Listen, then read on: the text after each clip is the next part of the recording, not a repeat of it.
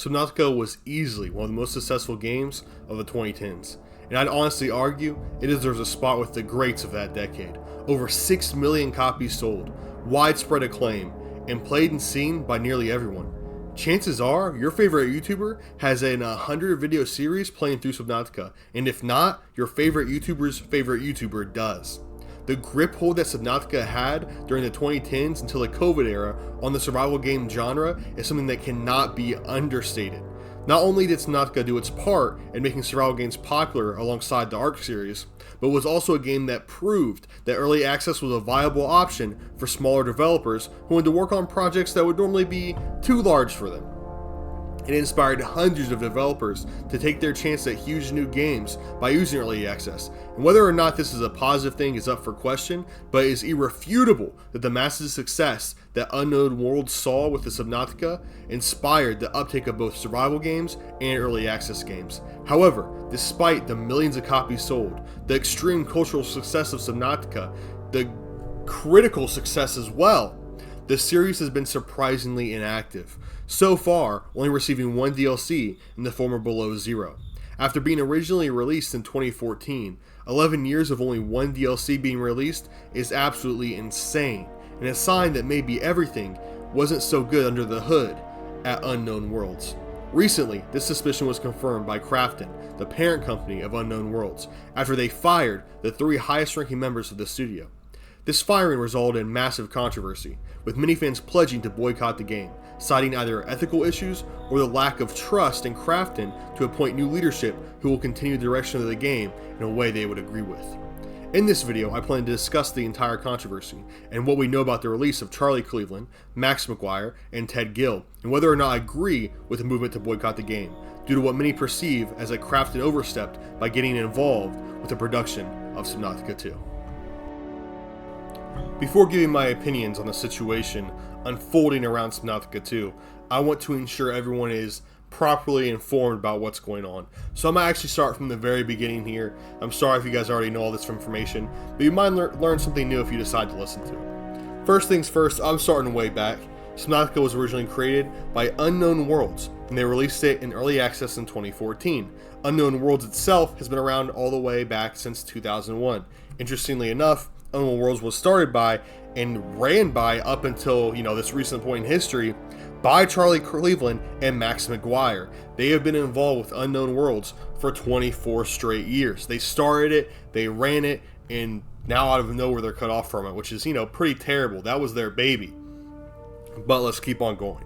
Subnautica by 2021 had sold over 6 million copies, becoming Unknown Worlds by far best-selling game and putting them on the map. This huge success with Subnautica led to the company being bought out by Krafton. Krafton was extremely interested in the IP and eventually just bought the entire company.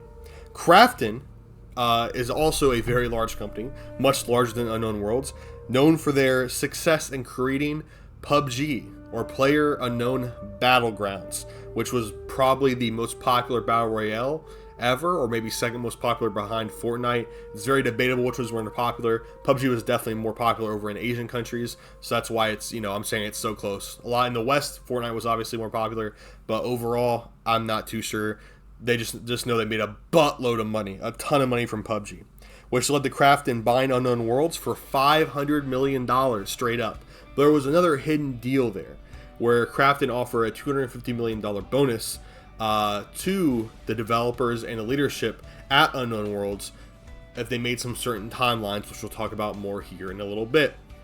But yes, they bought Unknown Worlds for $500 million, which does mean that Charlie Cleveland and Max McGuire and Ted Gill did sell Unknown Worlds. So I want to make this very clear right now, is that it's not like some evil company came over, like Krafton came over and forcibly acquired Unknown Worlds.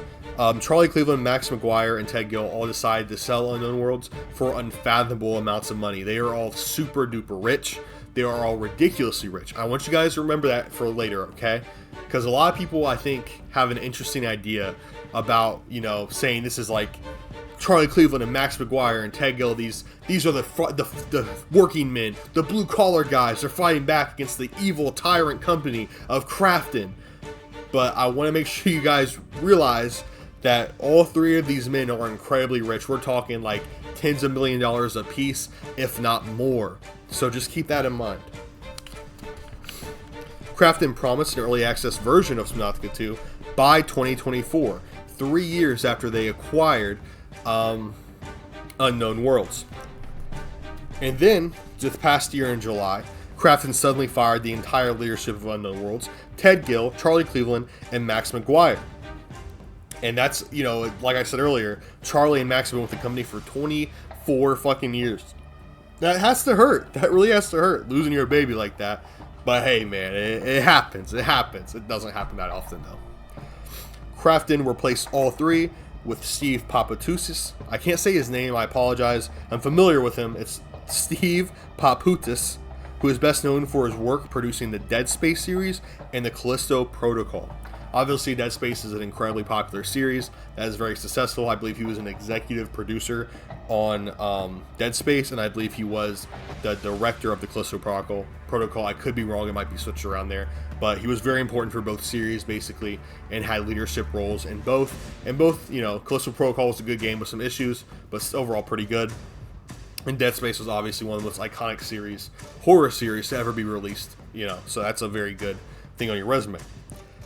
Krafton did not originally say why they released the three executives, but they did hint at a slow development time being the issue. They wanted to release Subnautica by 2024 in early access. It was 2025, and it appeared like they weren't planning on releasing Subnautica anytime soon, so that probably had something to do with it. At least that's what people thought right away.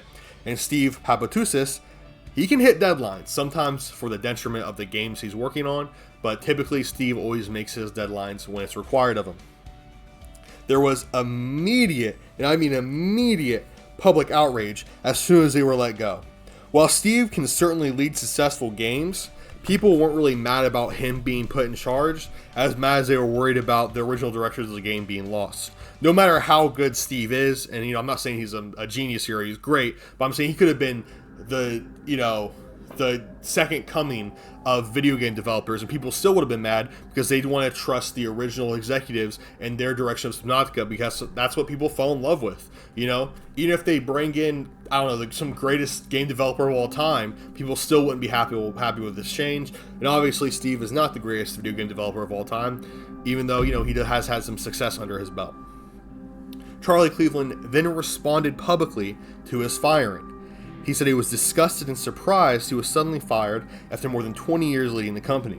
He also said Subnautica was ready for early access and achieved the scheduled timeline, stating that Krafton was holding it back for some reason and that Unknown Worlds had delivered on the promised timeline and it was all on Krafton. That's what Charlie Cleveland said. After Charlie's response, a Bloomberg reporter came out and said they found out that Krafton would have owed Unknown Worlds, mostly the executives, a whopping $250 million bonus if they delivered the product on time. That is a ton of money. That is half of what they actually bought the studio for. So that's also, you know, why they got it for $500 million, because they promised a $250 million bonus if Unknown Worlds would be successful in releasing Subnautica within their time frame, which was to have the early access by 2025. Obviously, they were aiming for 2024, though. So the community backlash was immediate and extreme. Subnautica fans immediately called out Krafton, saying they purposely slowed down development and fired the execs so they wouldn't have to pay the team $250 million. After this boycott movement began, with many on online forums after this, the boycott movement really began. This is when it started gaining steam of people saying they want to boycott Subnautica 2. They were saying these guys are not ethical, they're obviously dirty, they're firing these execs who made this game we love because they don't want to pay them their money, and that they're slowing down the development and purposely sabotaging Subnautica when it's ready to be released because they just don't want to pay out $250 million.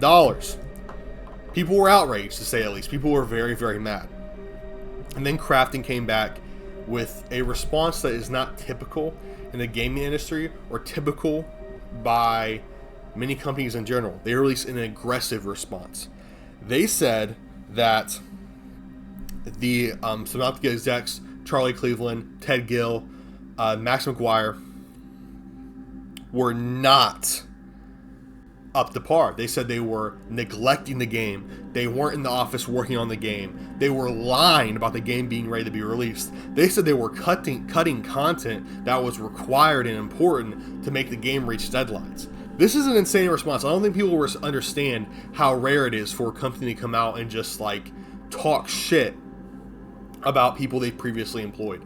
And not this aggressively either. Not this directly. This is very intense and something you don't see a lot of. It's very hard to find examples of companies with PR teams coming out and saying, these guys fucking suck.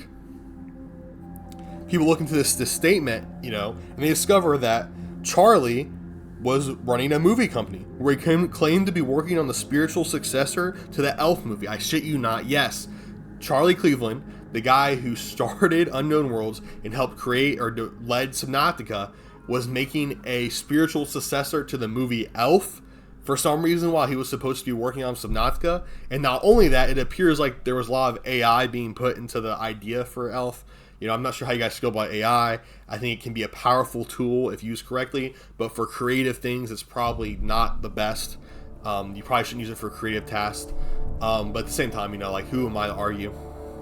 Because if you use it for like data collection tasks and you're just taking someone else's job, use it for creative tasks, you're taking someone else's job, an artist's job. Otherwise, the artist deserve the job more than the data processor guy. But at the same time, if you don't use it for data processing, then it's like, well, you're not as efficient. Anyway, that's a whole different argument we can make about AI. The point is, people were not happy because it appeared like Charlie Cleveland was using AI to help create his Elf movie, which is like, first off, don't make a spiritual successor of the Elf. I don't care if you're using AI or not. That's fucking stupid.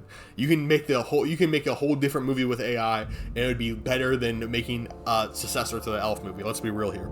Not only that, but an interview with Anthony Gallegos, Subnautica's design lead, was dug up, where he said that Cleveland is pursuing film production and is not actively helping develop the game.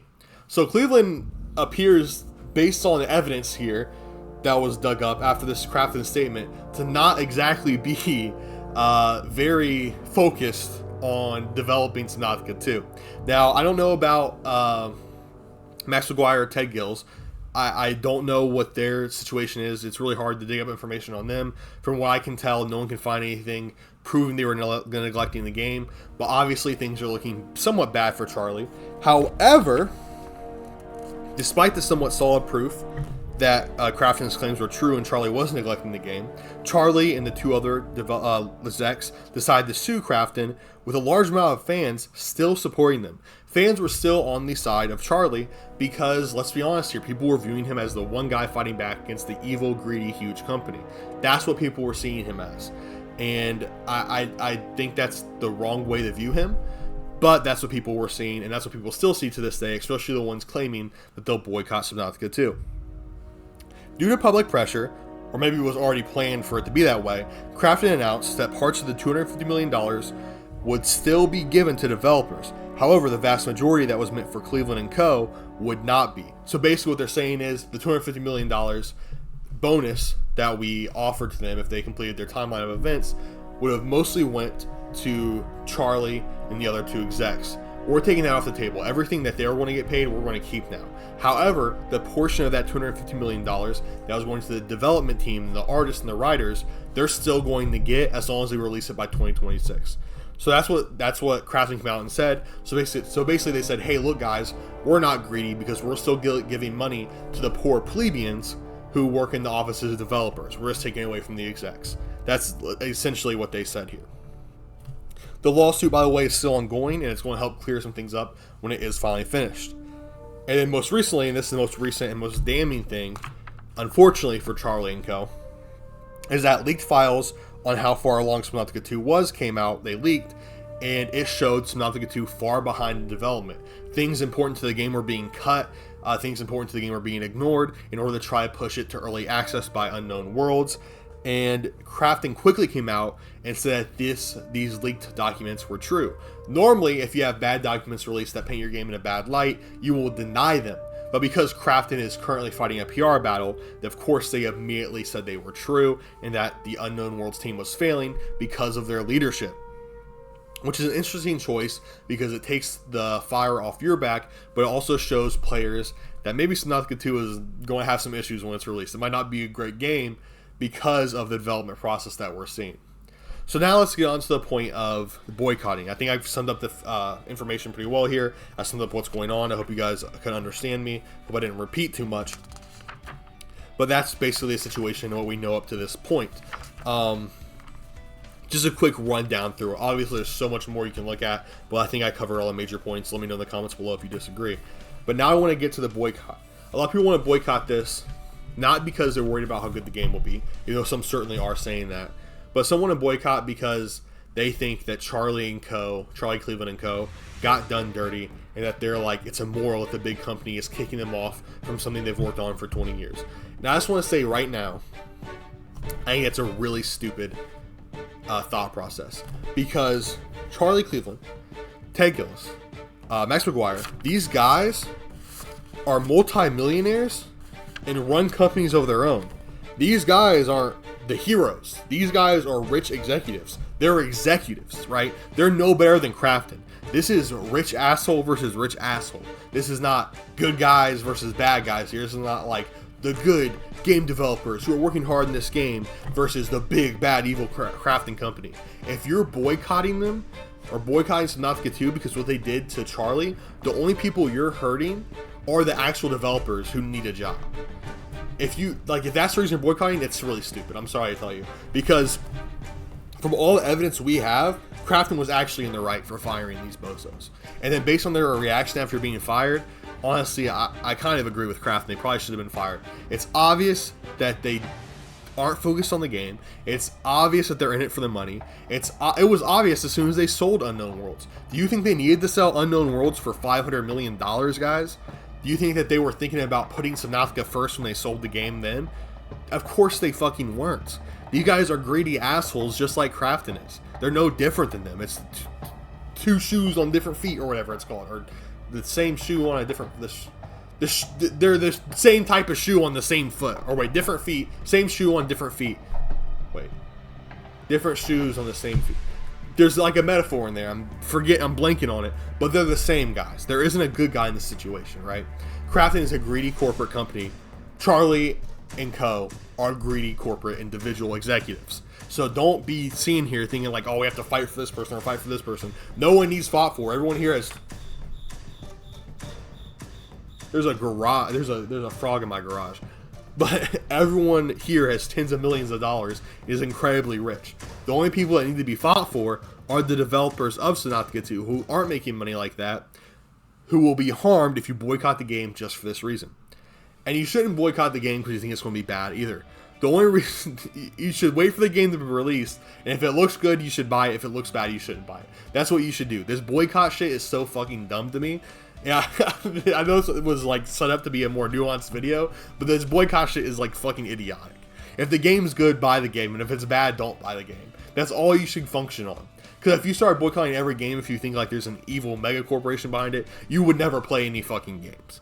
Because no, you couldn't play any, okay? And it's just so stupid to me. So basically, to conclude this video real quick, buy the game if it's good, don't buy a game if it's bad. Don't boycott it for the sake of Charlie Cleveland, Max McGuire, and Ted Gill, because they're all filthy rich and decide to sell the company off for their own interests instead of the interests of the developers and the series itself. They're just as bad, if not worse, than Krafton is. They don't deserve the $250 million. They don't need the $250 million. As it was already said in the contract, they were getting most of it anyway. So they were going to get, what, $200 million for themselves? And if the developers are lucky, they would split the 50 mil, which I doubt it would even be that much for them. Like, let's be real here. These guys are greedy assholes who didn't care about the game in the first place.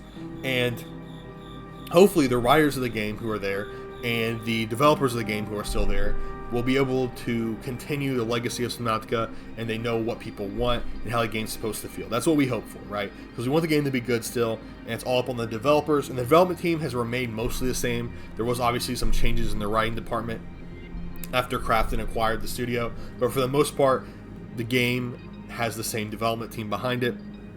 I wish for nothing but success for them, because I want another great game to be released. I think hoping it fails or saying you're going to boycott it before you even know how the game turns out is childish and only hurts the developers and the people who actually need the support, and having this weird blind loyalty to a bunch of corporate executives who are Charlie Cleveland, Max McGuire, and Ted Gill is kind of stupid. You know, You're defending one billionaire against, I mean millionaire against another millionaire. It's millionaire versus millionaire. Why are we choosing sides here? You know, neither of them give a shit about you. Anyway, that's all I got for this video. Stay blessed, stay happy, guys. Let me know what you guys think in the comments below. Let me know if you think I missed anything too important. Let me know what you guys think about this whole situation. Obviously, you know, Krafton's probably greedy as hell. I'm sure firing them to save $200 million, you know, maybe played a part in it. Let's not get that wrong. But at the same time, the game clearly wasn't ready to be released, and it seems fairly obvious off the evidence we do have that the executives of Unknown Worlds were not dedicated to the release of Subnautica 2 and probably didn't deserve their positions or their paychecks. They never should have sold off the studio in the first place if they wanted to remain in power forever.